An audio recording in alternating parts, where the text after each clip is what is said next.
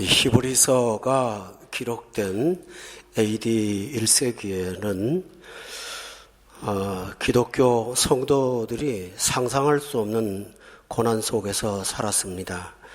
그들이 받은 심각하고 끔찍한 고난은 본문 36절로부터 37절에 그 조항들이 나와 있습니다. 한번 살펴보겠습니다. 그들은 조롱을 받았습니다. 믿는다고. 또 죄책시를 당했습니다. 또 결박도 당했습니다.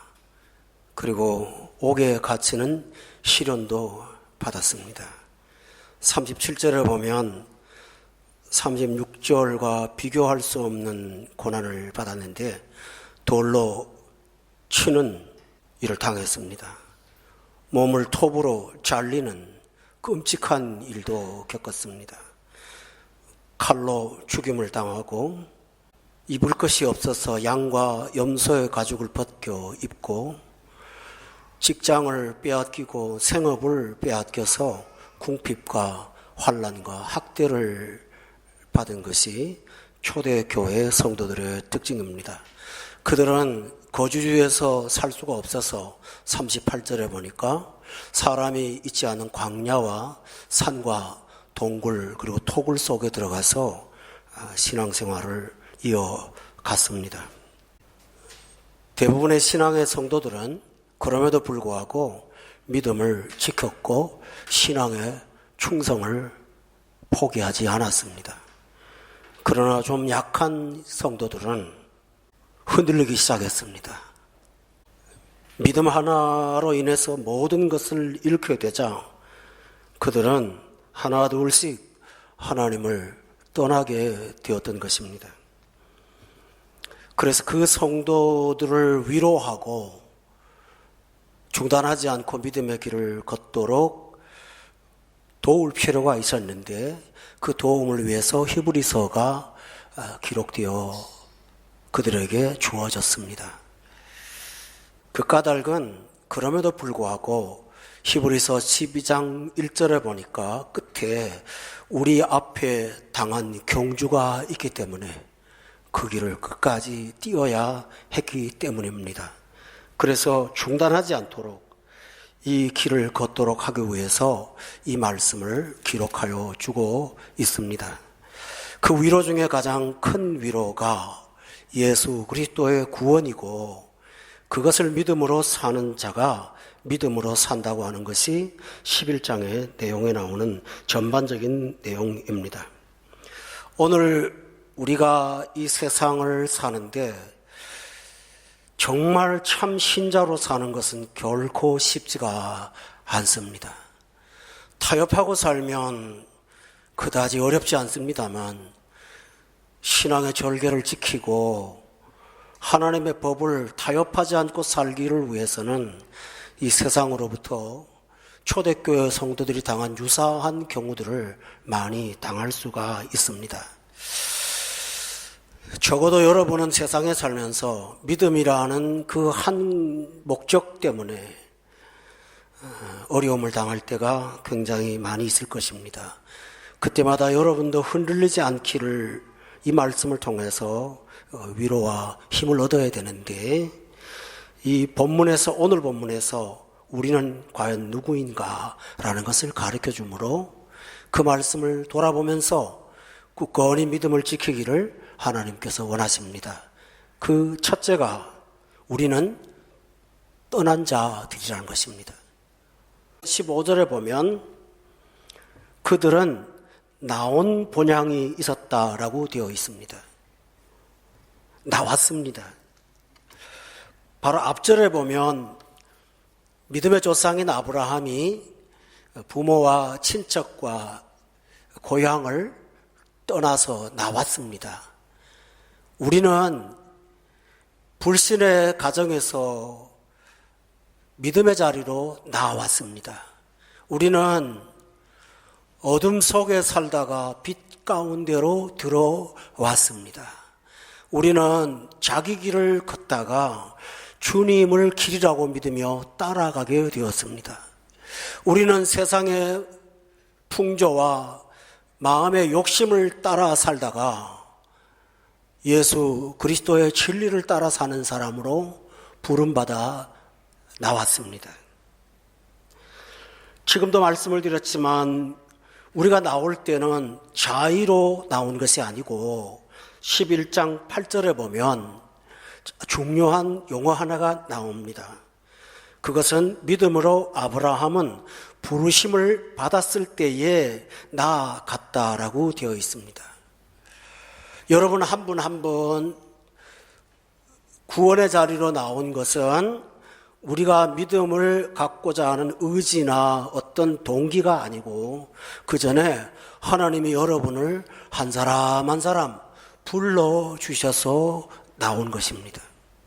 저와 여러분은 하나님께서 하나님의 백성으로 살라고 불러주셔서 그 부름을 받고 나온 사람들입니다. 그러므로 여전히 세상에 몸을 담고 살고 있지만 그러나 우리는 하나님께서 세상으로부터 구별되라고 불러주신 부름받았기에 이 세상에 살면서 세상에 속하지 않은 사람들이 되었습니다.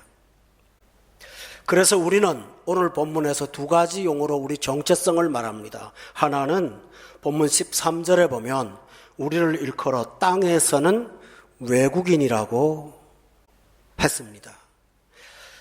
국적이 다른 사람을 우리는 흔히 외국인이라고 하는데요. 이 외국이라는 용어는 헬라어를 좀 써야겠습니다. 크네소이라는 단어를 쓰는데 이것은 경멸의 대상을 가리키는 말입니다. 다시 말하면 이 세상 속에서 기독교인은 이 세상의 경멸의 대상이라는 사실을 가르쳐주고 있습니다. 우리가 세상을 구별되이 살면 분명히 경멸의 대상이 됩니다. 이 세상의 문화가 우리하고 맞지 않습니다. 이 세상의 관습이 우리하고 맞지 않습니다. 이 세상의 사고방식이 우리와 맞지 않습니다.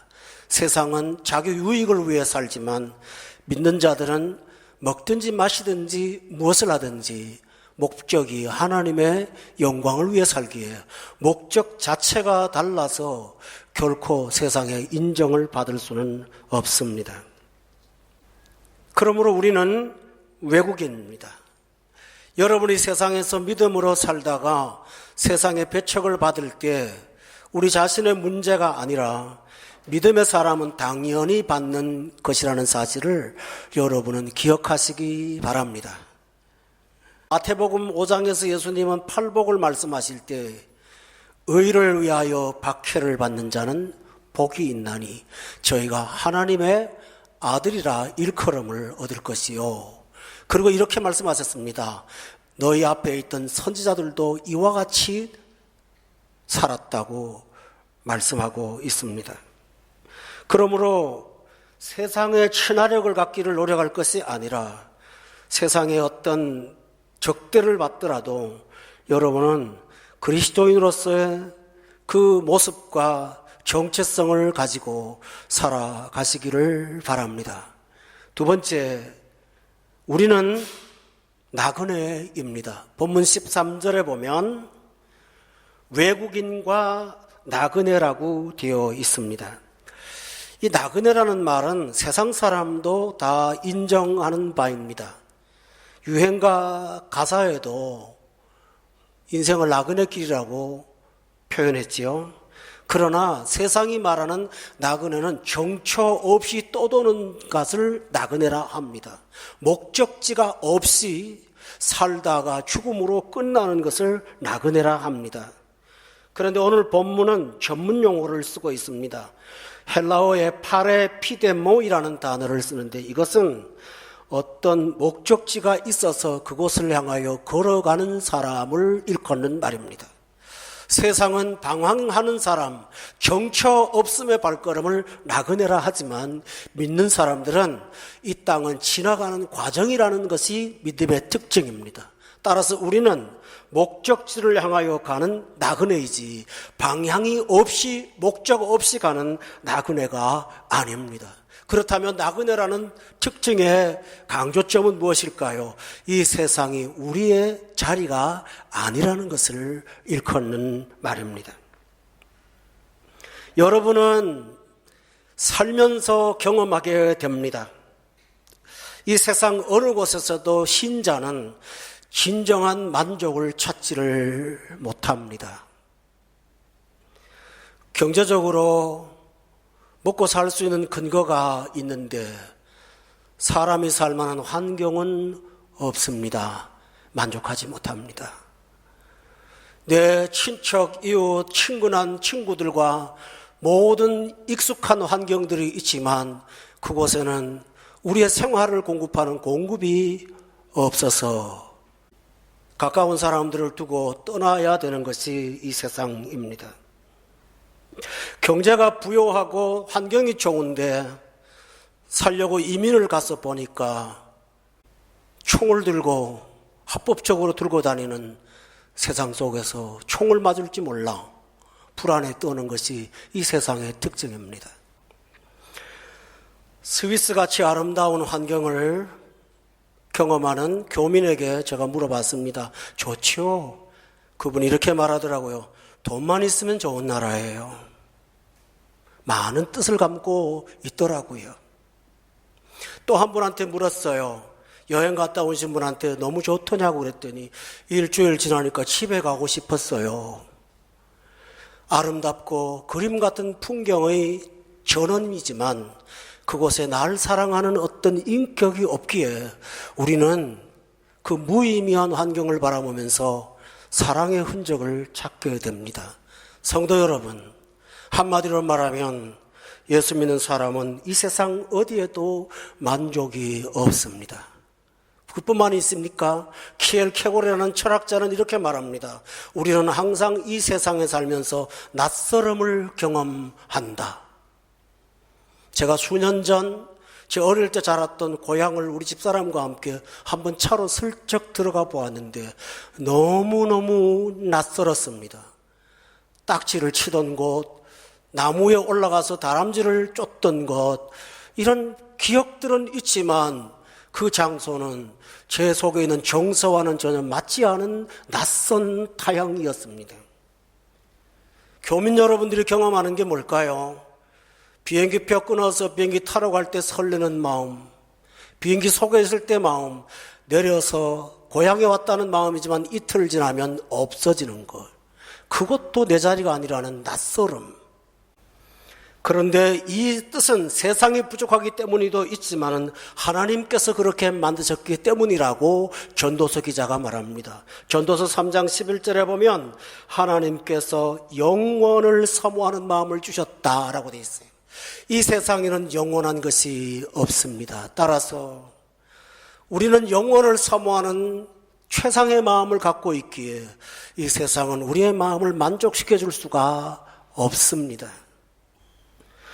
평신도 신학자인 C.S. 루이스라는 미국 학자는 만약 내 안에 이 세상에서의 경험으로 도저히 만족할 수 없는 갈망이 있음을 발견한다면 나는 다른 세상을 위해서 지원받은 존재라는 증거이다. 이렇게 말했습니다. 본문 말씀해 보면 13장입니다. 히브리서에 거기 중요한 내용이 하나 나옵니다. 14절에 보면 이렇게 말합니다. 우리가 여기에는 영구한 도성이 없으므로 장차 올 것을 찾나니 이 세상에는 영구한 도성이 없으므로 우리 인간은 본성적으로 장차 올 영구한 것을 찾는다라고 되어 있습니다. 왜 사람이 영원한 것을 찾을까요? 하나님께서 사람을 지으실 때 영원의 존재로 지으셨기 때문입니다. 이 세상의 모든 물질들은 태어나서 생성하고 자라고 노쇠하고 사라져 가지만 사람은 어디선가 와서 가고 영원히 있습니다. 죽음은 또 하나의 단계를 건너가는 과정이지 우리 삶의 존재의 단절이 아닙니다. 그래서 사람은 영구한 도성이 없다면 만족하지 못합니다. 장차 올 것을 찾는데 이 땅에는 영구한 것이 존재하지 않습니다. 신자는 이것을 믿습니다. 중요합니다. 이 사실을 믿지 않는 사람은 자신의 정체성을 과거나 어떤 성공했던 한 날이나 어떤 업적에다가 두고 기준을 삼고 살아갑니다. 나 옛날에 부잣집에 자녀로 잘 살았어. 결혼하고 너무 고생해. 그 사람은 자기 정체성을 영원에 두지 않고 과거에 두고 있는 것입니다. 우리는 영생을 향하여 가는 자인데 그 사람은 과거에 자아를 두고 있는 사람입니다. 직장에서 잘 나갔던 한때를 내 정체성으로 삼고 사는 사람은 지나간 한때를 자기 정체성으로 여기며 사는 자입니다. 그러나 나를 외국인으로 여기고 나그네로 믿는 자는 영구한 도성이 없는 이곳을 자기 근거로 삼지 않기에 내가 어떻게 살았든지 상처를 받았든지 유익을 얻었든지 그것이 내 정체성의 기준이 아닙니다. 딱 하나 있다면 우리는 영원을 받은 영생을 얻은 하나님의 자녀라는 사실이 내가 붙잡을 수 있는 가장 강력한 정체성임을 믿으시기 바랍니다. 또 하나 중요한 사실은 세상이 말하는 나그네가 아니라 목적지를 향하여 가는 나그네이므로 예수님이 세상 사람을 바라볼 때 방황하는 목자 없는 어린 양들처럼 불쌍히 여기셨지만은 우리를 이끄시는 목자가 있고 그 이끌음을 따라서 주님이 원하시는 장소로 가는 사람임을 기억한다면 어디에 있든지 어떤 상황이든지 여러분은 낙담하지 않고 걷게 될 줄로 믿습니다. 두 번째로 우리는 가고 있습니다. 부름받아서 나왔습니다. 그리고 가고 있습니다. 본문 14절에 보면 11장 14절입니다. 거기 보면 우리에 대한 중요한 내용이 하나 등장합니다. 그들이 이같이 말하는 것은 자기들이 본향 찾는 자임을 나타냅니다. 우리는 본향을 찾는 자들입니다. 이 말은 지금까지 경험하지 못한 진짜 내 영혼의 안식처가 따로 있다는 것을 믿고 찾는 자라는 사실입니다.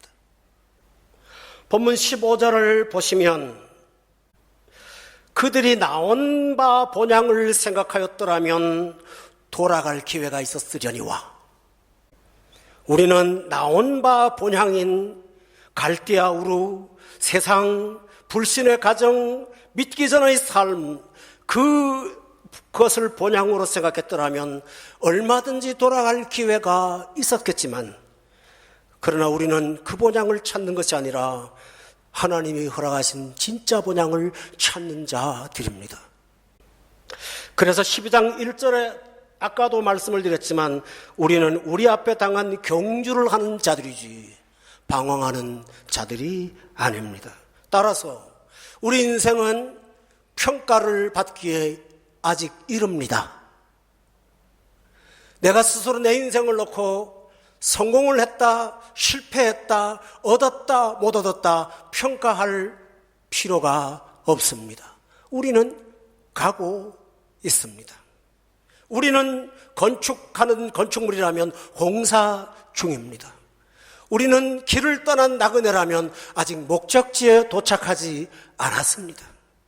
돌아갈 수 있고 장애물이 만날 수 있지만은 우리 인생은 아직 결론이 나지 않았습니다.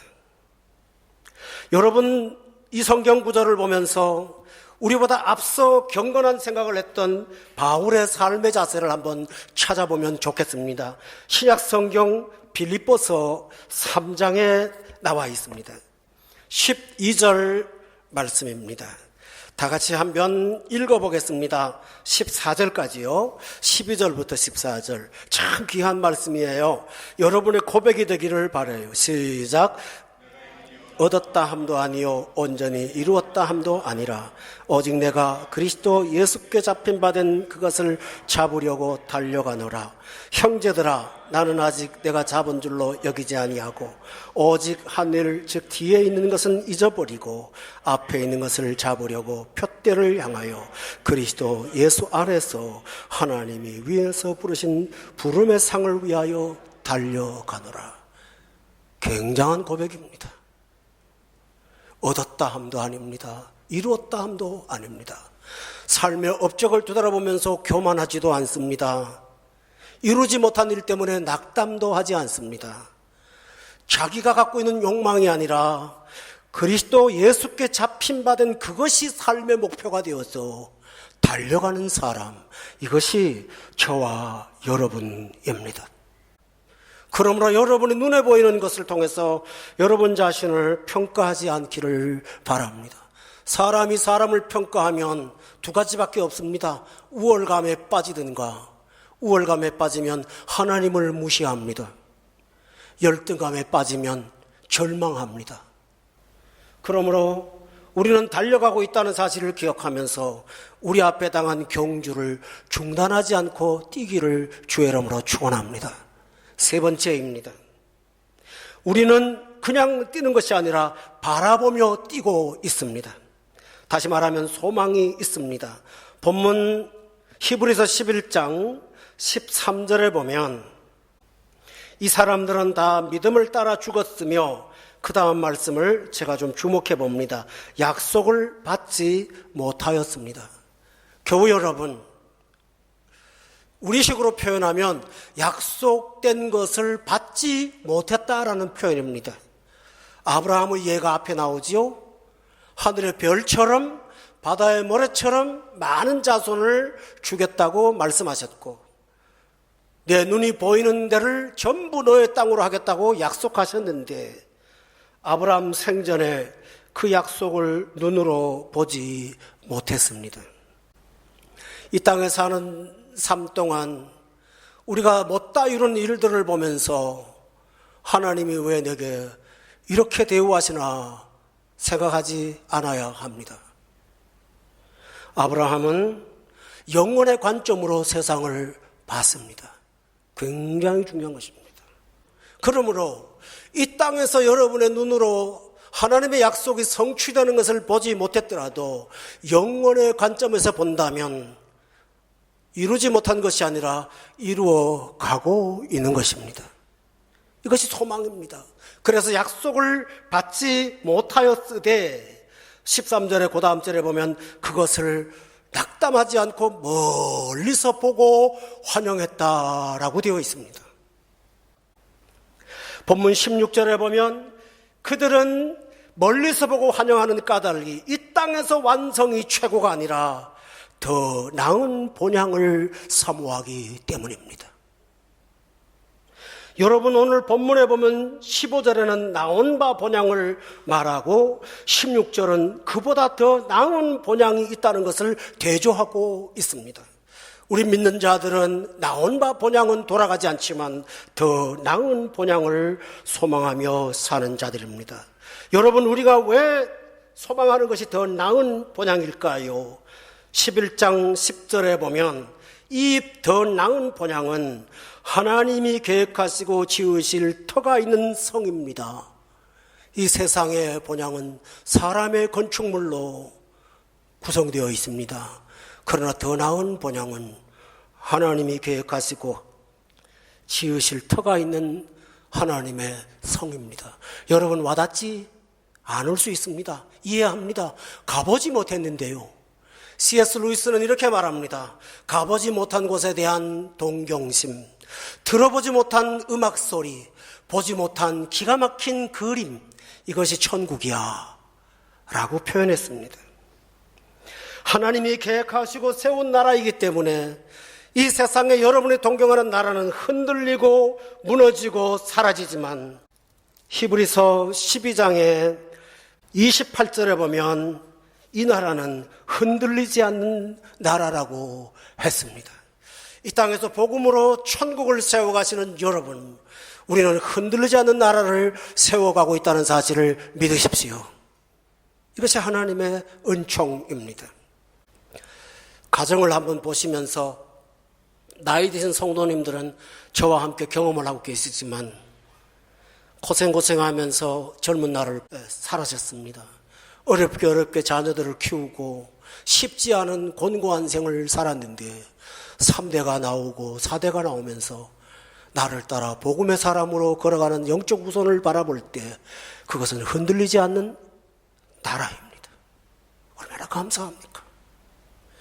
저는 우리 손주의 첫 예배 날을 기념하려고 그 사진을 잘 보관하고 있습니다.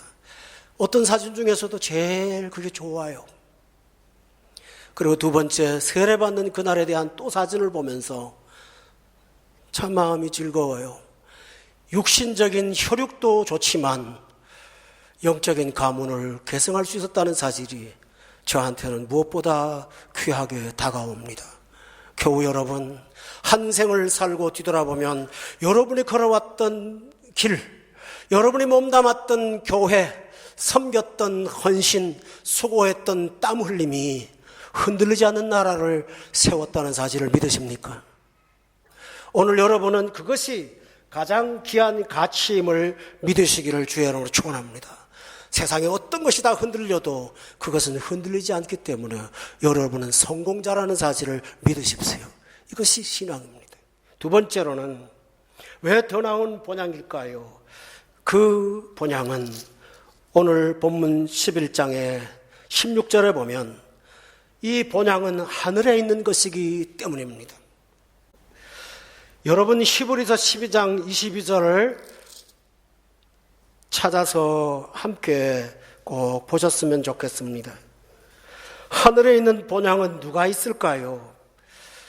너희가 이런 곳은 시온산과 살아계신 하나님의 도성인 하늘의 예루살렘과 천만 천사와 하늘에 기록된 장자들의 모임과 교회와 만민의 심판자이신 하나님과 및 온전하게 된 의인의 영들, 구원받은 하나님의 백성들, 그들이 자리 잡고 있는 곳, 그곳이 바로 우리가 사모하는 하늘에 있는 본향입니다.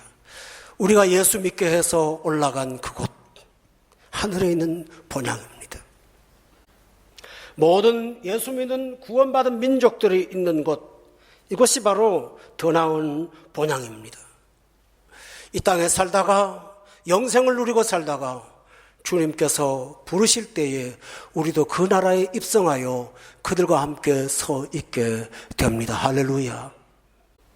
그리고 마지막으로 더 나은 본향이라는 까닭은 본문 16절에 보면 그냥 건축되어진 신도시가 아니고 끝에 보니까 그들을 위하여 예비하신 성이라고 했습니다. 신도시가 세워져서 하루가 다르게 뾰족탑은 빌딩들이 올라가지만 하나 공통점이 있다면 나를 위해서 준비된 곳은 아무 곳에도 없더라는 것입니다. 그러나 하늘나라는 다릅니다. 하늘나라는 우리를 위하여 예비하신 한 성이 있습니다. 예수님이 이런 말씀하셨죠. 내가 너희를 위하여 거처를 예비하러 가노니 너희를 위하여서 거처를 예비하면 내가 다시 와서 너희를 내게로 영접하여 나 있는 곳에도 영원히 함께 있게 하리라 라고 말씀하셨습니다. 교우 여러분, 하나님은 여러분을 위해서 준비하고 있습니다. 그 예비한 곳은 어떤 것일까요? 계시록에서는 이렇게 말합니다. 눈물이 없어요. 고통이 없어요. 죽음이 없어요. 질병이 없어요. 무엇보다도 악이 없어요.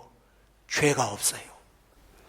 찬송가의 말씀대로 내 주 예수 모신 곳이에요. 그 어디나 하늘나라예요. 이런 믿음을 갖고 오늘 현실을 답답해하지 않고 이기며 사는 자들, 최종 결론을 내린다면 여러분 그런 분이 되십시오. 이런 분은 어떻게 살아갑니까? 11장 38절에 보면 이런 사람은 세상이 감당하지 못하는 사람이 된다고 했어요. 직장에서 들려오는 불운한 소리, 주변에 들려오는 불운한 소리가 있든 말든 이렇게 믿음으로 사는 사람은 세상이 감당하지 못하는 사람이 될 수가 있습니다. 아우슈비츠 수용소에 갇힌 유태인 중에 정신과 의사가 하나 있었습니다.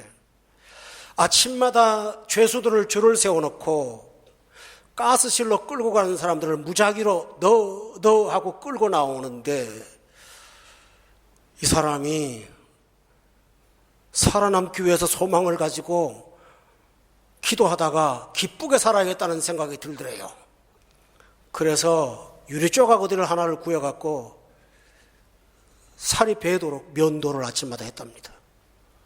그리고 새파란 턱을 갖고 빳빳하게 서 있었을 때 독일 군사가 가스실 끌려가는 사람들을 찾는 중에 그 사람의 눈빛을 보면 두려워서 멀리했다고 합니다. 빅터 프랭클이라는 사람의 글 인터넷에서 읽어보시면 그대로 나옵니다. 여러분, 세상이 겁을 주든 겁먹지 마십시오. 우리는 영원한 도성을 향하여 걸어가는 사람이요, 우리는 하나님이 예비하신 부호의 자리가 있는 사람들입니다.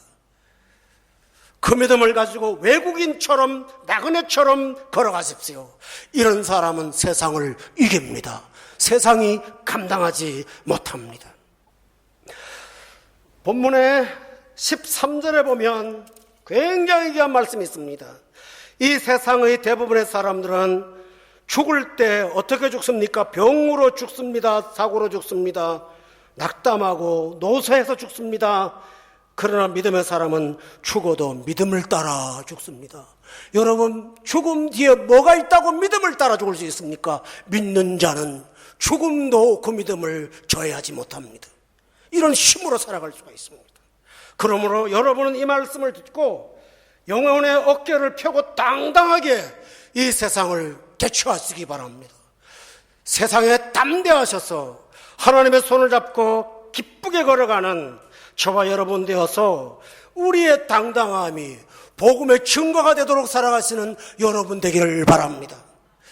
우리 두바이 사랑의 교회 얼굴에는 그 얼굴에 영혼의 힘이 실려 있어서 그 힘을 보는 자들마다 두려워 떨 수 있도록, 스데반이 죽음 직전에 돌을 맞았지만 그 얼굴은 근엄함과 거룩함이 깃들어져 있었습니다.